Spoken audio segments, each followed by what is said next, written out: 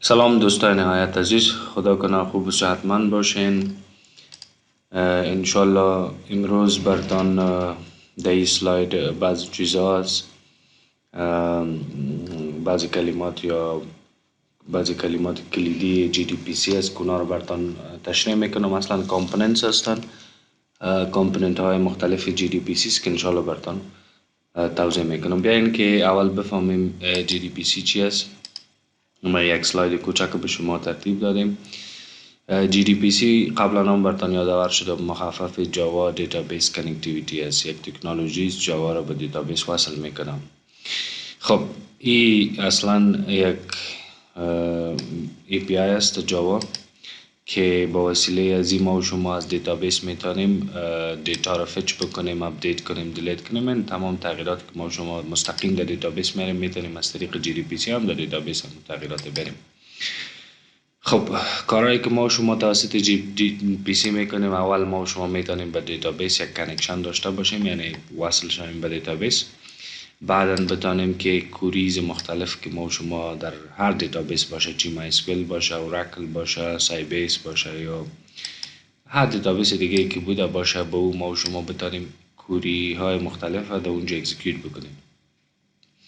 خب وقتی که کوری های مختلف ما و شما در دیتابیس های مختلف میتونیم اکزیکیوت بکنیم، میتونیم ریکارد های دیتا را فچ بکنیم، میتونیم در دیتا تغییر بریم، میتونیم دیتا را روی اپلیکیشن های مختلف دیسپلی بکنیم. با کمک JDBC کارا را کرده میتونیم. مشهورترین کامپوننت هایی که در یک پروگرام JDBC ما معمولا نوشته میکنیم و به اون نیاز داریم، اونا عبارت از این کامپوننت هستند. خب common JDBC components اولش driver manager است، driver است، connection است، statement است، result set است و همچنان SQL exception است. ببینین دیتابیس با جاوا مستقیم کنکت شده نمیتونه. مستقیم کنکت شده ما و شما با کمک یک درایور حیثیت میانجی را داره. درایور حیثیت چی را داره؟ یک میانجی. مثال اگر برتان بگویم، ما و شما اگر این پروگرام جاوا باشه، این یک درایور است و در اینجا ما و شما اگر یک دیتابیس داشته باشیم، ما میخوایم میره برتان رسم بکنم تا شما خوبتر بفهمید. این پروگرام جاوا شد، این درایور و همچنان هم دیتابیس. اینیایی که با هم وصل میشه، اول درایور جاوا چی کار میکنه؟ یک کوری را روان میکنه یا میفرسته به درایور. درایور مثل یا حیثیت یک ترجمان داره و او لنگویج هم جاوا را میفهمه و هم دیتابیس هم میفهمه. او کوری که ما دیتابیس به درایور فرستادیم، درایور او را به چی میفرسته؟ به دیتابیس. دیتابیس مطابق امو کوری برای درایور جواب میفرسته، یا اگر ریکارد ها باشه ریکاردز، اگر هر دیتایی که باشه او رو برای درایور ریترن میکنه. درایور پس او رو به چی ریترن میکنه؟ به جاوا. پس ما و شما بدون جاوا و بدون دیتابیس دو داره ما و شما اینستال داریم، به یک درایور هم نیاز داریم. این درایور توسط درایور منیجر ما و شما این درایور را میتونیم به دست بیاریم. وقتی که این درایور را به دست آوردیم، توسط همین درایور ما میتونیم از جاوا به دیتابیس یک کانکشن ایجاد بکنیم.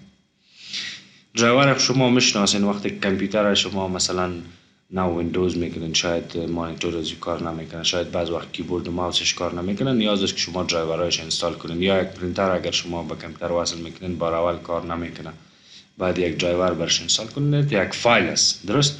و فایل هم ما براتون نشان میدم، دانلود کردیم و براتون شریک میسازم، انشالله شما میتونید دانلود بکنید. خب برای هر دیتابیسی فرق میکنه. اگر شما MySQL داشته باشین، درایورش متفاوت است. اگر اوراکل باشه، درایورش متفاوت است. یعنی برای هر کدام این فایل درایور متفاوت است.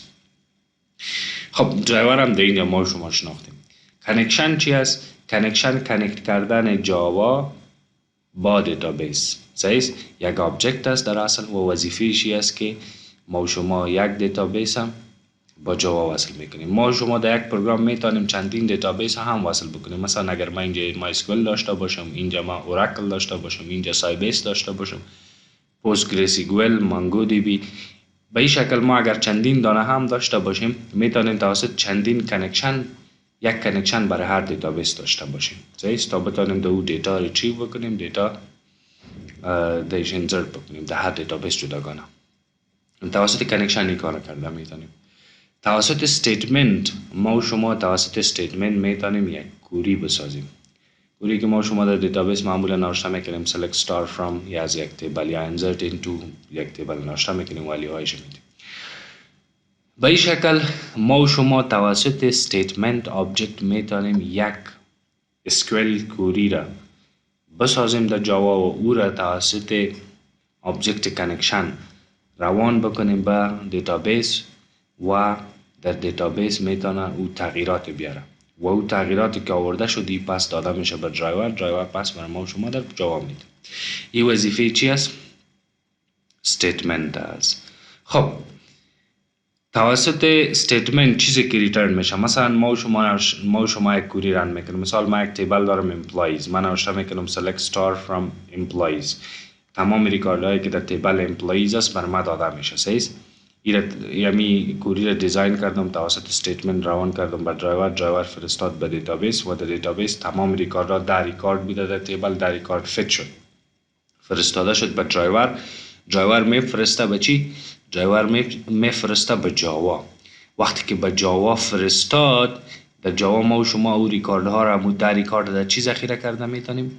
در ریزل ست آبجکت است، چیزایی که ما و شما در جاوا به دست بیاریم، چیزایی که بر ما و شما در جاوا به داده میشه او را ذخیره میکنه در خود.